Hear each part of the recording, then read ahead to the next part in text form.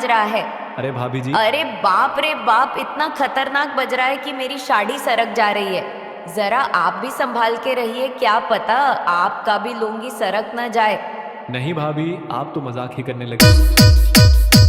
साला मुआ पे कहिया भोसड़ी वाला, तू तो हद कर देले हुए एकदम से। हीरा बेटे, बाबूजी।